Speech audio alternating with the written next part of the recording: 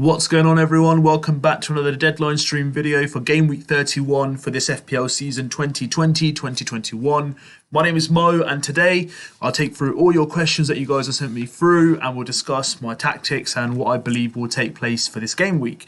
Now, before we begin, I know that 50% of my viewers of my content are not my subscribers, so please hit that subscribe icon to make my channel grow. I've almost hit the 200 mark. My target is to get to 500 by the end of this season, so I can win that PS5 that I have a bet on with my best mate. Also, if you like the video, hit the like icon and hit the notifications icon if you want to get the latest tags and news of my content being released. Now, let's get stuck into this game week deadline. So the deadline is, well, today. It's going to be 6:30, so please make sure that today is Friday. It's not going to be Saturday as people usually believe it is. So make sure you get your transfers done and your team submitted and your captaincy choices all correct and saved before 6:30 today. So you guys have no hiccups once the deadline is over. So how is everyone ready for this game week? It's gone around fast because of the whole Champions League and kind of European football that's been taking place. So it's going to be nice to see how it gets going. How has everyone been? What's going on? Thank you for all the kind messages during the week. So if you guys haven't watched my team selection video, just to let you guys know, I've made 2 transfers for this game week. I've got Jesse Lingard that has come in, and I've got Diego Jota, who is also coming in to my squad. So this is my team, guys. So Martinez is in goal. I've got Konsa, Rudiger and Reguilon, followed by my midfield, which is Son, De Bruyne captain, Fernandes, Lingard and Diego Jota. Bamford and Kane up front with Watkins, Alioski and Douglas. My bench and my goalkeeper on the bench will be Martin from West Ham. So let's take some questions through from you guys. Which team has the best fixtures this week? I think Wolves. Now, it's quite surprising because I don't have any Wolves players in my squad. I know Fulham have been very good at defensively, but I think, Wolves are showing some promise. Players like Neto, Cody, Dendoncker, Neves, even Traore, who got an assist. I think it's someone to consider. With Jimenez probably going to be coming back soon, I believe. So I think they've got a really good fixture. Man City, obviously, against Leeds will be a good game for them. Who else could it potentially be? I think Burnley have scored quite a few goals recently. I think maybe against Newcastle defence will be a good game. Maybe Everton versus Brighton. It might be an open game for both sides. Let's see who plays who. But I think the best game probably is going to be Wolves versus Fulham. Is it a good decision for me to captain Aubameyang? Well, it's entirely your choice. I mean, on paper, I think that's the easiest fixture. But if you look at Arsenal's form recently, it doesn't really give me or fill me with much confidence, to be absolutely honest. I've actually predicted Sheffield United to win 1-0. But this is based on the performance I've seen in Europe, against Liverpool last week. It hasn't really filled me with much confidence. I think Arsenal themselves don't really have much confidence going into this game in terms of the fans as well. So it would be worth seeing how they kind of play against the bottom side of the league. But it's a differential option. Let's have a look at Aubameyang. Let's see his ownership. Let's get him on. Where is he? There he is. So he's owned by, just over 9% of managers, 11.4 mil in price. He's got 108 points. But if you look at his last 5 game weeks, he's only got 1 goal, and that was against Burnley. Yeah, he looked quite flat against West Ham. He was taken off after 80 minutes, and he looked even flatter against Liverpool. So, yeah, it's at your own peril if you really want to bring him in. But bringing him in is one question, but actually captaining him, I think you're going to be one of those differential categories. And if he goes big, hats off to you. Brave call. Well, really, is it a brave call playing the weakest team in the league? Not too sure, but I think it might be a differential call. And I think it might pay off if he does actually fix up and get a return for you. I'm playing my triple captain chip for Kevin De Bruyne against Leeds. Is that a good choice? Well, I'm captaining him. He hasn't really had that big game week haul recently, has he? Oh, Southampton, yeah, he got 2 goals. But, I think he's due another one. soon.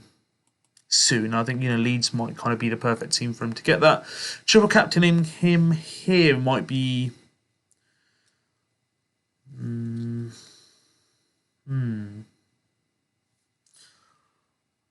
So look what fixtures he's got left. If you still keep him, why not 36 against Newcastle away? But yeah, it's your choice. I mean, I'm captaining him this week, but triple captain him. I mean, if I had that chip available, I personally wouldn't play it this week. That's just my choice, but I'd rather be honest with you than tell you anything different to what I would have personally done.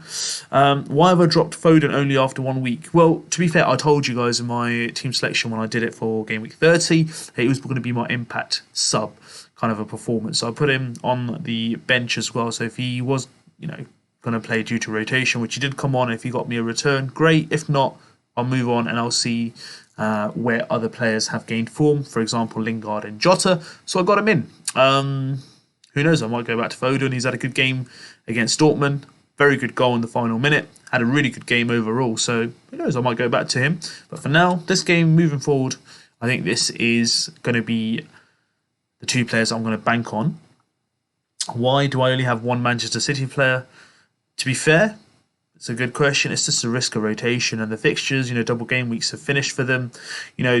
I've only got De Bruyne left now. There's a potential I might even not even have him in a couple of game weeks.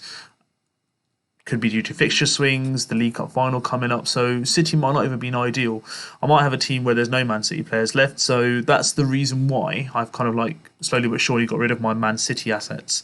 Maybe having 3 assets for Spurs against United might not be the best choice, but hey, that's what I got left with. So who knows? It might actually turn out to be the best thing. They could win, 2-0. Son gets a goal and an assist. Kane gets a goal and an assist, and Reguilon gets a clean sheet.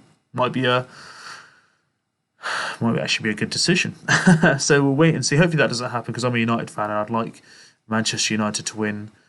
I don't have any United defenders, so even if it's 2-1 United, Fernandes gets an assist and a goal, Kane gets the goal or assist for Son or vice versa.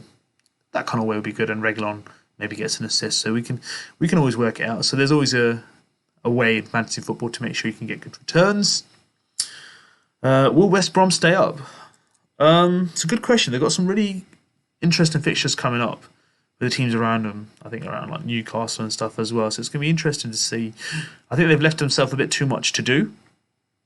But their win against Chelsea was a surprise. I think that's one of the surprise results of the season, especially at Stamford Bridge as well. I can't remember many teams in my life getting 5 goals at Stamford Bridge. I remember that really awesome game between Arsenal and Chelsea at Stamford Bridge where I think Van Persie got 2 goals and Chelsea ended up winning 5-3 or something, or 5-4. Can't really remember the exact scoreline, but yeah, 5 goals for an opposition coming to Stamford Bridge and scoring it. Great effort, but we'll have to wait and see. It's going to be a tough end to the season. You've got Newcastle, Burnley, Brighton, these teams who can be easily dragged in because of their run-ins. So it's going to be a good end to the season, but I think West Brom have probably left themselves a bit too much. But hey, football is full of surprises and miracles, and that could be one of the miracles that happen this season. But if you had to ask me now, I probably think they'll be playing in the Championship next season. Next question I have is... Shall I bring in Wood from Burnley for Bamford? Now, discussed previously, Bamford does have 3 difficult fixtures. Man City, Liverpool, Manchester United. And then he moves into a more friendlier fixture territory. Again, it depends on your funds. Can you afford to bring him back in because of the value of the player? Let's have a look at Chris Wood. Now, I know he scored some goals recently. Wood. Yep, so he's got 3 goals in his last 3 games. And in terms of games, he's got Newcastle this week, so that'd be a good game. Manchester United, Wolves, West Ham. So, again, in terms of, probably him getting a good... he could score in every single game of those, personally. But I think, if you look at the fixtures for Wood after, even in this period, he's not really going to be gaining much. So I think personally, after looking at those 2, it'd be a brave call to do it, but I would stick with Bamford, in my honest opinion. Again, if you want to go differential, it's entirely your decision. What's happened to Wilfried Zaha since he's returned? I think it's just basically coming back from injury. It's not been easy for him to come back and get straight into the kind of like flow of the games. But there's always a good performance from him around the corner. You guys can see he's owned by around 9% of managers, 7.1 mil in price. He's got 9 goals and 4 assists this season. And that predominantly came, the last time he got a return, was against West Brom in game week 28. If you look from, he's had injuries as well. So the last, he's played 2 full 90 minutes and he's got 1 assist. So I think he's not done too bad. I think there's still good things to come from him. Maybe not bringing him just now. Maybe in game week 35 if you're looking to bring him in. Sheffield, Aston Villa, Arsenal, Liverpool, and then Southampton to be decided. Be a good game week. So yeah, just keep faith. He's one of those players that can just literally turn it on in one game and get you some good returns. So if you've invested in him and he hasn't paid you dividends so far, then maybe just being a bit more patient will go a long way for you. When will Harvey Barnes return? Barnes, for Leicester. Let's have a look. I think he should be quite close to his return. Oh, it says knee injury. I know. I thought last time I checked it was around like the 9th or the 10th. So this game week. So again, there's no kind of like fixated date of him coming back now. So it'll be interesting to see. Will he even be back for the end of the season? So we can take it from there. So that's the update, guys. There's no update. We'll have to just wait and see for any kind of news that comes through. When will it be best to use a free hit? I think the best time to use that free hit will be the League Cup final. So that's game week 33. So if you've got game week 33 and you're all kind of like piled up on like Spurs and Man City assets, you've got 6 players from them or maybe 5 or 4. Why not play then? Bring in some players from other teams such as Liverpool, Leicester, Wolves, who probably have more friendly fixtures, and you won't kind of miss out on that game week either. So I'm trying to make my squad at the moment. I've already got rid of 2 Man City players. I'm trying to make my squad at the moment where I can have the most minimum or enough to put them on the bench, so I don't really lose out on much in terms of Spurs. Best FPL player on current form, Harry Kane. I think he's got like 43 points in the last 5 games. 5 goals, 2 assists. Yeah, he's been an absolute machine. So for me, it's going to be Harry Kane. He's going to be like the best player in terms of form. For me, I think he's phenomenal. I hope he carries this forward to the Euros this summer, and he can really deliver that for his country, which is our beloved England. Will there be any other double game weeks later? Yep, probably. I think game week 36, 37 could be a double game week again for Premier League managers, so watch out for the space, guys. Watch out for the news. That probably will be announced sooner or later. Might just be due to fixtures or competitions. They might be kind of like moved into double game weeks itself. The best defender under 5.5 mil. 5.5 mil. I would say under 5.5 mil. Stones risk a rotation. But also Luke Shaw, who's probably not going to be rotated as much. So for me, probably going to be Luke Shaw. It's the best defender. Attacking returns, it's about 5.4 mil.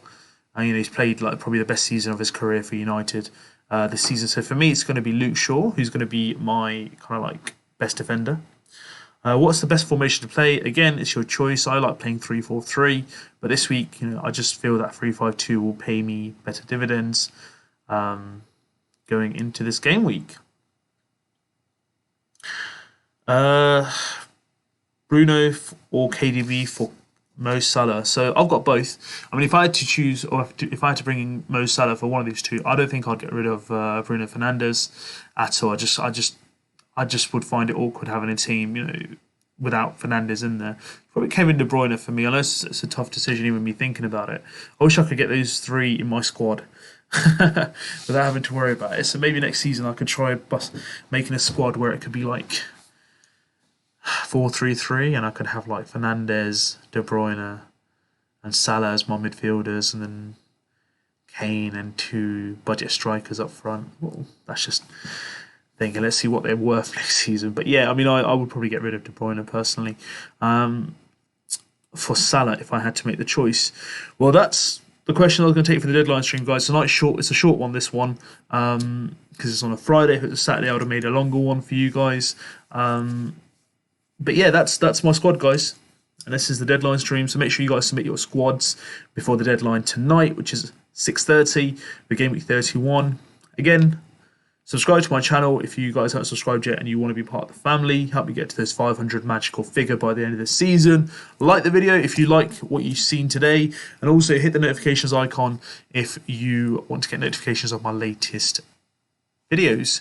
It's been an absolute pleasure. I wish the best of luck to every single manager. Join the league. It's at the bottom left of the screen. Join the FPL INKLING League. Contact me on social media on Twitter, which is below, and you can see also my Instagram page as well. The family is growing, and also leave me comments on YouTube as well, and I'll get back to you guys as soon as possible. Best of luck, guys, for Game Week 31, and I'll see you guys with the reaction, FPL knee-jerk reaction, probably Sunday or Monday. It depends when basically depends on when I get the opportunity, but I'll see you guys with a knee-jerk reaction. Have a good one. Best of luck, guys.